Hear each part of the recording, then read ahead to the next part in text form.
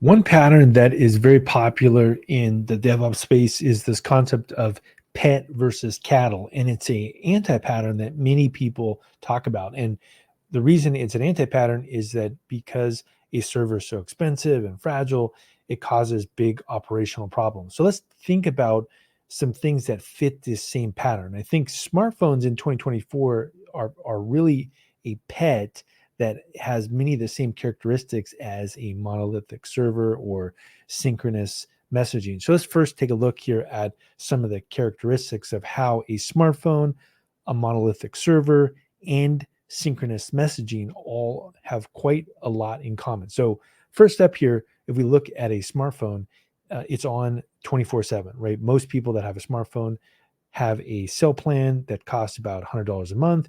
And if you think about it, what's happening is that you have a bi-directional feed where you're constantly being interrupted throughout the day. So someone's sending you a message or you're messaging somebody back. You can see this if you go to Chipotle and walk into the line, you'll see that almost everybody's on their phone going back and forth.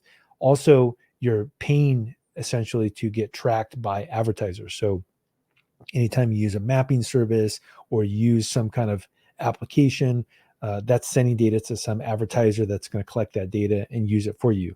And again, you're paying for it.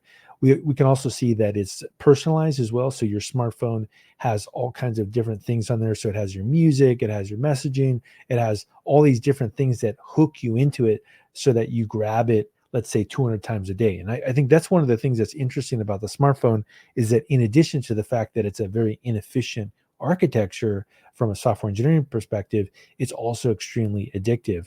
And it's really a question mark whether most people have to be available 24/7. I think there's some cases where you're a doctor that's on call, for example, that makes sense. Or you're a parent that maybe has a newborn that's in a nursery system.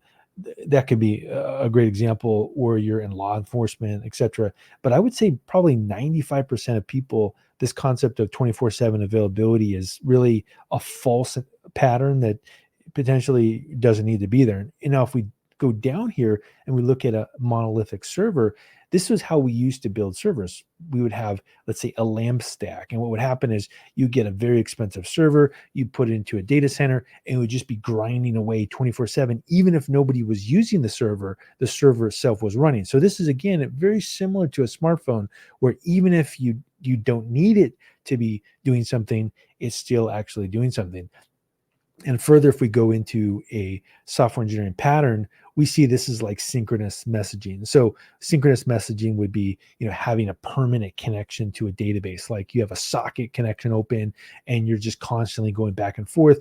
The problem with this is that what if other people want to talk to that database, or, do you really want to pay for that, synchronous communication back and forth, and you're going to be using more resources, et cetera, et cetera. So these are generally considered by most people to be anti-patterns, right? This tight coupling, 24/7 availability, bi-directional, stateful, expensive, personalized.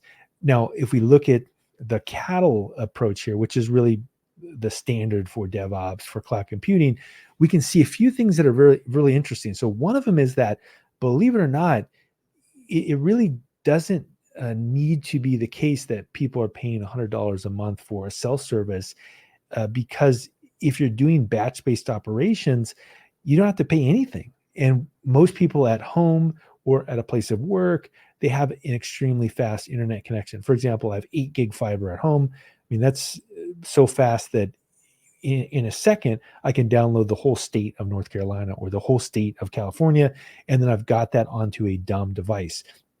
What's nice about this in terms of a comparison to a smartphone is that I don't care about which device has what. In fact, I can make single purpose devices. So inside of a vehicle, I can have music and navigation. And again, I can download the music and the map and the podcast, and they can always be batch updated, right? Like when you get back to your driveway, you just click batch updated and they go. Also, if you go onto an airplane, you could have a very specific device. Maybe it's the device from your car. You just grab it, put it into your bag, and all it can do is do mapping and music. And likewise, maybe in your home, in your office, you have banking apps in your phone, and they're just tied together. And again, they don't necessarily even have to always be online. They could be, but they don't necessarily have to be.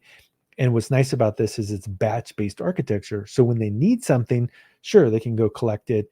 But then again, they're so cheap and inexpensive.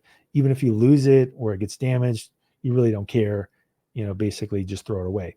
Likewise with serverless, this is what many people think is a great pattern is you have these disposable serverless instances like AWS Lambda where, you spin up something, it has something that's already installed on it. It goes away after it serves the request, and you can spin up easily 10, 100, 1,000 of these different compute instances. And you can see this as a comparison to the monolithic server where, boy, if your monolithic server went down, there's chaos. You actually design for failure with serverless architecture. Now, if we get down to the software engineering layer here, we see that really this event-based messaging where you have SQS or queue, and then the queue, there's some stuff in the queue, and then let's say a serverless compute is available, it'll process things from that queue and do the work. And this is really a superior architecture, I think, for most people, this pub-sub architecture, where when there's something to do, you do it, it's event-based, otherwise you don't do anything, right? You're not using any resources. Now, again, the opposite is that you have something just grinding 24/7. Even if you don't need those resources, it still has to be available, and you essentially have a leash. And that's what I see from a software perspective when we look at a smartphone. Effectively, somebody has you a pipe connected to a human being, and the pipe is constantly sending back and forth information. And like, do you really need that bidirectional feedback loop? I think 95% of people don't. There are some cases where it could be the case. Again, if we look at this from a software perspective, it's similar to having a permanent connection to a database. Almost never is that the case that you need that. Really, an event-based architecture is better, right? So you have maybe, again, in a vehicle, you have some communication when you get home, it synchronizes, or you go to your office, you open up a laptop and you do this. So I think what I see that as I kind of dive into here is that we've been sold that you need to have this, kind of pet-based approach to smartphones, but in practice, we need a cattle-based approach. And I've been demoing this, and it actually works extremely well.